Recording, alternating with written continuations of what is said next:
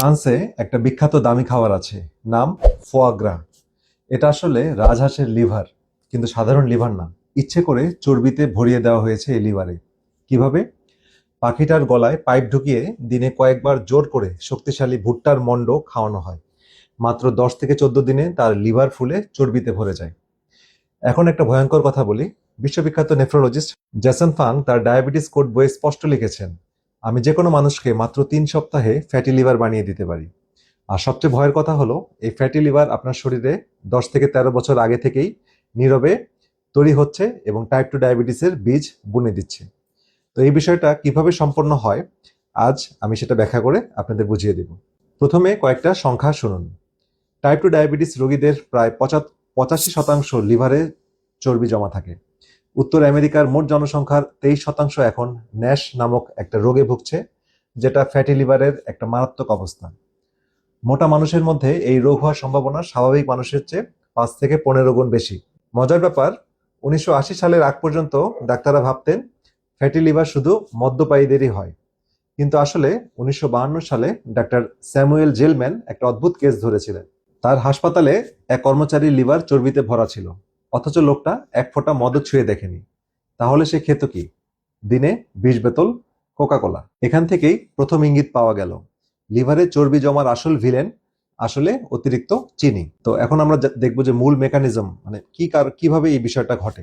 প্রথমে fatty liver, পরে diabetes, কিভাবে বিষয়টা হয়। আপনি যখন ভাত, রুটি, মিষ্টি, কোমল পানীয় বা ময়দার কিছু তৈরি খাবার খান, এই খাবারগুলো শরীরের ভিতরে যে গ্লুকোজ আর ফ্রুক্টোজ নামে 2 রকম চিনিতে ভেঙে যায়।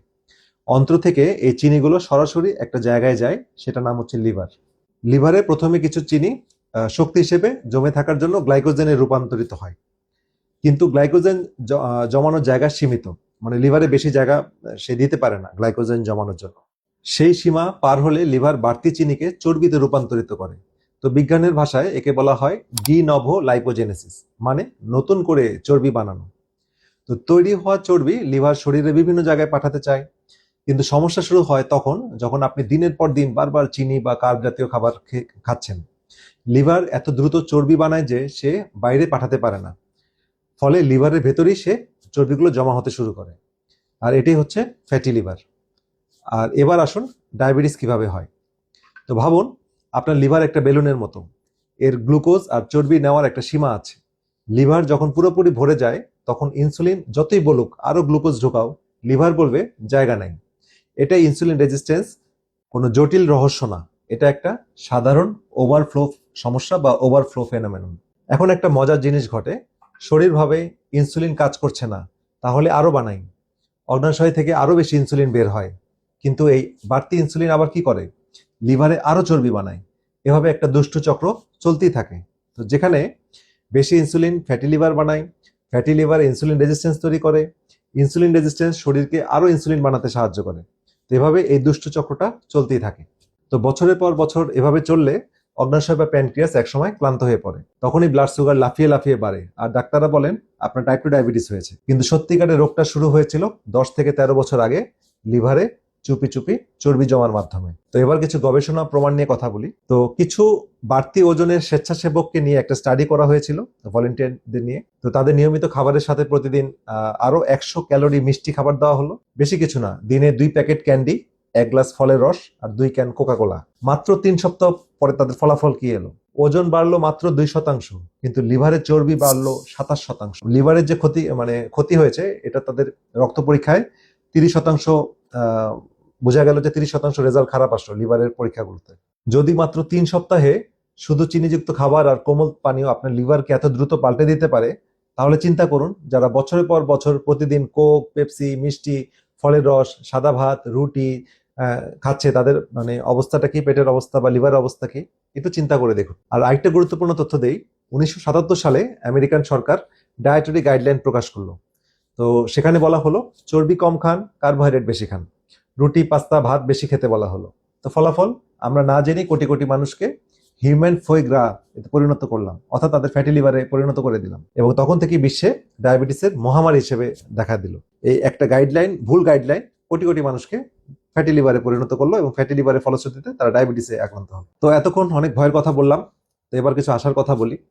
ওই একই গবেষণা আরেকটা দিক ছিল গবেষণাতে, যখন স্বেচ্ছাসেবকরা স্বাভাবিক খাবারে ফিরে গেলেন, তাদের লিভারের চর্বি কমতে শুরু করলো। ওজন মাত্র 4% কমানোর ফলেই তাদের চর্বি কমে গিয়েছিল 25%। তাদের চর্বি কমেছিল 25%। মানে কি দাঁড়ালো? ফ্যাটি লিভার সম্পূর্ণভাবে রিভার্সেবল।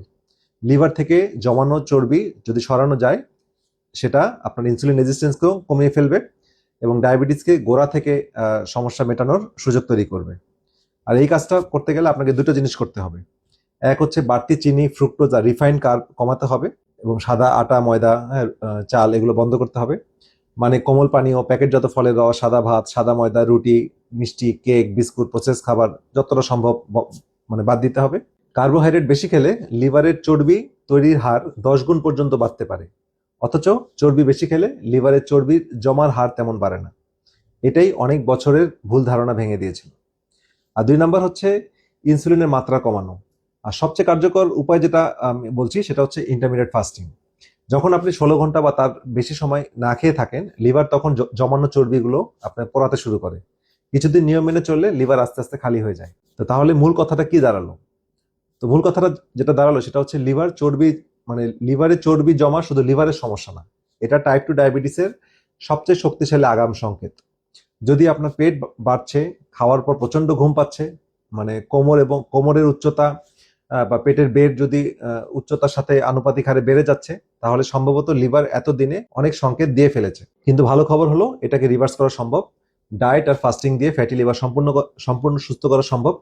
আর সেটা হলে ডায়াবেটিস ধীরে ধীরে দূর হতে শুরু করে। তো ভিডিওটা ভালো লাগলে লাইক করুন, চ্যানেলটা সাবস্ক্রাইব করুন এবং আপনার পাড়া প্রতিবেশী, আত্মীয় স্বজন, বন্ধু বান্ধব যারা ডায়াবেটিস এবং ফ্যাটি লিভারে আক্রান্ত আছে তাদের কাছে বেশি বেশি শেয়ার করুন। হয়তো আপনার একটি শেয়ার আপনার পরিচিত জনদের অসুস্থ শরীরকে সুস্থতার দিকে নিয়ে যাবে। আপনাদের কারো যদি ডায়াবেটিস বা ফ্যাটি লিভারের সমস্যা থেকে থাকে, তাহলে কমেন্টে ডায়াবেটিস বা ফ্যাটি লিভার উল্লেখ করুন। আমরা আপনার সাথে যোগাযোগ করব এবং আপনাকে সুস্থতার দিকে নিয়ে আসবো ইনশাল্লাহ। ভালো থাকুন, সুস্থ থাকুন। দেখা হবে পরবর্তী ভিডিওতে আরো কোনো গুরুত্বপূর্ণ মেসেজ নিয়ে। আল্লাহ হাফেজ।